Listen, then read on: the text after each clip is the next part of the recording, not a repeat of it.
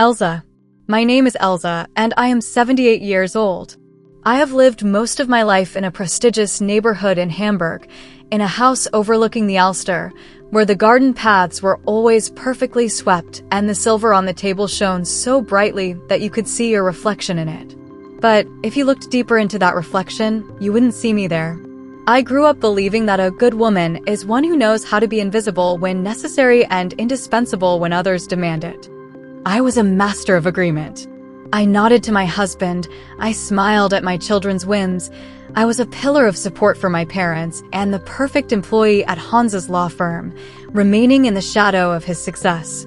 I thought that was love. I believed that my strength lay in my patience. For 60 years, I built this flawless facade. The perfect wife, the perfect mother, the perfect daughter. But inside this magnificent building, no one lived. I was tired, empty, and silent. My life resembled a beautifully published book in a foreign language. I saw the cover, I knew the price, but I couldn't read a single line because it wasn't my story. 7 years ago, Hans passed away. We had been married for 42 years, an eternity by any measure. When the last guests left our house after the funeral, I closed the heavy oak door and found myself in absolute, ringing silence for the first time in my life. I expected grief, I expected tears for him, and I had them. But most of all, I was paralyzed by horror. I stood in the middle of the huge living room and suddenly realized that I didn't know what kind of coffee I liked. Hans loved strong black coffee, and I drank the same. I didn't know what music I wanted to play. We always listened to Wagner because it inspired him. I was Hans' wife, Christian, and Anna's mother, Frau Meyer. But who was Elsa? What did she really want? At 71, I discovered that I was an empty space defined by other people's needs. This discovery was more frightening than death itself. I looked at my hands and didn't understand whose they were. For decades, they had done the bidding of others, and now that there was no one to give them orders, they simply hung limply by my sides. I was free, but that freedom seemed to me like open space, where there is no oxygen. Let me go back. When I was 22, I got married. It was 1968. The air in Hamburg smelled of change. Young people were protesting in the streets, demanding freedom. But in our circle, in the families of respectable Hanseatics, everything remained the same. Women did not have the choices you have today. Or at least that's what we were led to believe. My mother, adjusting my pearl collar before the altar at St. Michael's Church, whispered, "Elsa, a good husband is the foundation. If the foundation is strong, everything else will fall into place." And so I married Hans. He was a decent man, an ambitious lawyer, a wonderful provider. And I became a good wife. I was the one who created comfort in our home in the Eppendorf neighborhood. I cooked impeccable dinners. I made sure there wasn't a single wrinkle in his shirts. I raised the children according to all the rules of pedagogy. I smiled at parties when my cheeks ached from fatigue, and I remained silent when Hans talked about politics, even though I had my own opinions. The strangest thing was that I was not unhappy in the usual sense of the word. I loved the children, I liked our garden. But deep inside, beneath layers of impeccably starched linen, a quiet voice lived. It asked, "Elsa, is this all there is? Is this your life, to be a backdrop to someone else's success?" I drowned out that voice for 40 years. By the age of 40, I had become invisible. My needs were dissolved in the needs of my family, like sugar and hot tea.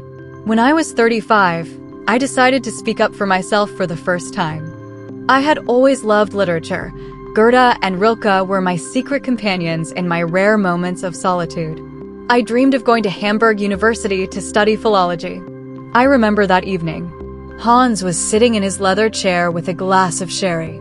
"Honey, now is not the time," he said, without even looking up from his papers. "The kids are just starting high school. They need your support. We can't afford to leave the house unattended. Maybe later." And I waited. 10 years flew by like one long Tuesday. When the children grew up, I brought up the subject of studying again. But then Hans began to think about retirement, and his parents in Lübeck needed constant care. "Elsa, you know it's our duty to our family. In a couple of years, when everything settles down," he said. I was the perfect helper. I cared for his dying mother. I changed my grandchildren's diapers when our daughter Anna was going through a difficult divorce. Every time I reached for my dream, someone's hand would rest on my shoulder and gently but insistently pull me back into place. I believed it was noble to put myself last. I didn't understand that by putting myself last, I was gradually erasing myself from the list of the living. By the age of 60, I had become so accustomed to waiting for the right moment that I forgot what it looked like. When I turned 55, Hans's parents died. I stood in the cemetery in Lübeck, looking at the fresh earth, and only one sinful, selfish thought raced through my mind. Now I'm free. Now it's my turn. I could already see myself in the lecture hall, with a notebook, surrounded by young students. But life in Hamburg always finds a new way to tie your hands. Anna, our eldest daughter, suddenly returned home with 2 suitcases and a broken heart. Her marriage had fallen apart, and she was so distraught that I couldn't say a word about my own desires. Instead of art history lectures, I once again took on the role of cook, nanny, and psychologist. Hans bought me an expensive sapphire ring as a consolation. "Look, Elsa," he said, putting it on my finger, "you have everything. Why do you need to sit at a desk at your age? Enjoy being the heart of this home." And I wore that sapphire like shackles. I baked strudels, I wiped my grandchildren's tears, I listened to my daughter's complaints. I started collecting antique porcelain, delicate, fragile, lifeless. I arranged the cups behind the glass of the display case and realized I am exactly the same. A beautiful thing, meant to stand on a shelf and please the eye of its owner. I waited for my husband's death not out of hatred, but as the only legitimate reason to stop being the heart of the home and become just a person. And when he passed away at the age of 71, the silence in the house turned out to be not peace, but a scream. A year and a half after the funeral, I decided to sell our huge house. It suffocated me with its memories. While sorting through Hans's old secretary desk in his study, a place I had only entered with a mop and a rag for decades, I found a secret drawer. Inside was a bundle of letters tied with a faded ribbon. I thought it was love letters from an affair, and my heart sank with familiar fear. But they were letters he had written to me before we were married, which I had once lost. One of them was special. Hans wrote to his friend in 1967, "Elsa is too smart and ambitious to be an ordinary housewife. She is full of ideas. Sometimes I am afraid that her light will outshine me if I don't learn to dim it." I sat on the floor of the study, and the words blurred before my eyes. All these years of his concerns, all these "now is not the time" and "maybe later" were no accident. It was a plan. He loved me, but he loved his comfortable life more. He deliberately, drop by drop, drained my energy to fill his cup. He fell in love with a bright, curious girl only to turn her into a convenient shadow. I didn't cry that evening. Something inside me finally broke, or, on the contrary, came together. I walked over to the mirror in the hallway and saw the woman Hans had so successfully extinguished for 40 years. She was gray-haired, her face was lined with wrinkles, but for the first time in decades, a cold, fierce light burned in her eyes. I took off my sapphire ring and threw it into a crystal vase. No more later, Hans, I whispered to the empty house. Never again. We continue Elsa's story. In these chapters, we will see her open rebellion against family traditions and her first encounter with a new reality, where she is no longer the comfortable grandmother. The decision to sell the house in Eppendorf had the effect of a bomb going off in the Meyer family. Everyone came for Sunday lunch, Anna with the children and Christian with his wife. They sat at the same table I had set for decades, their faces expressing a mixture of anxiety and righteous anger. "Mom, you can't do this. This is the family home. We grew up here. Our children should grow up here." Christian covered my hand with his in a patronizing gesture. "If it's too hard for you alone, we'll find someone to help you. But selling the house is crazy." I looked at his hand. In the past, I would have said nothing to keep the peace. But now I saw in his gesture the same desire to control that his father had.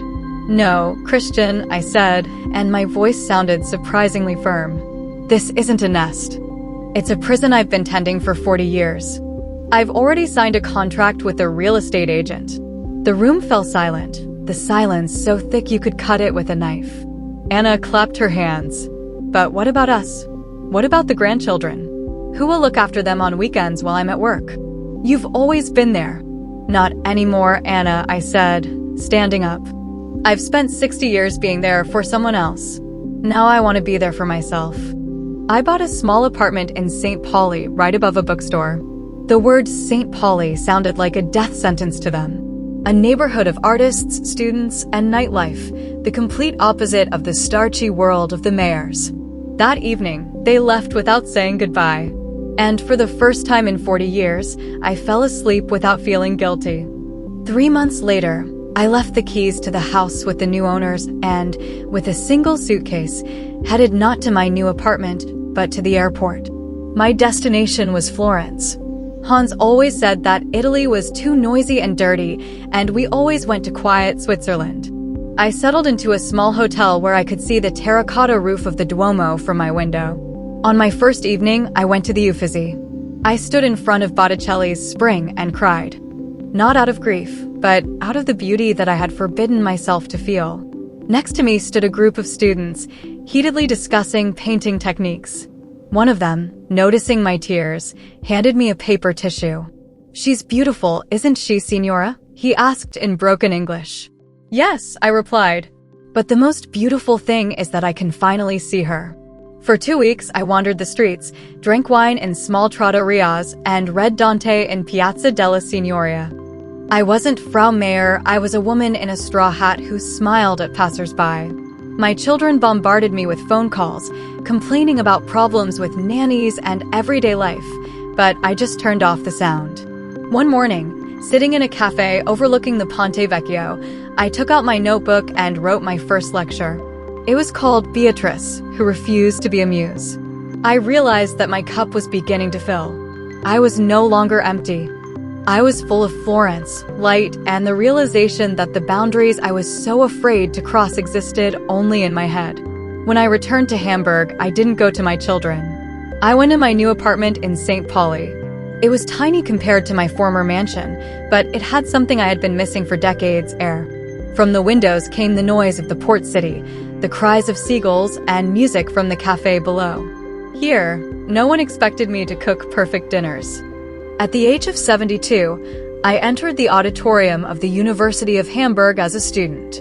I remember that moment, a sea of young faces, the smell of coffee and old paper. The professor, a man my age with a shock of gray hair, looked up from his desk and froze. "Elsa? Elsa Weber." His voice trembled. It was Max. In 1967, we read Rilke together on the benches in Planten und Blumen Park. He was the one who invited me to go with him to Paris, but I chose Hansa's reliability and my mother's advice. Max became a famous literary scholar, and I became a ghost in a stranger's house. We sat in the student cafeteria, and I told him about 40 years of silence. Max listened without interrupting, his hand resting on the table next to mine, but he did not try to cover it or dominate it. "You're not too late, Elsa," he said quietly. Rilke wrote, "Life is the opportunity to be yourself. You just decided to use that opportunity a little later than the others." I understood the main truth. My children resented me not because I didn't love them, but because I had ceased to be their free resource. But by learning to say no, I gave them a chance to see me as a person for the first time, not a function. I stopped being an empty cup.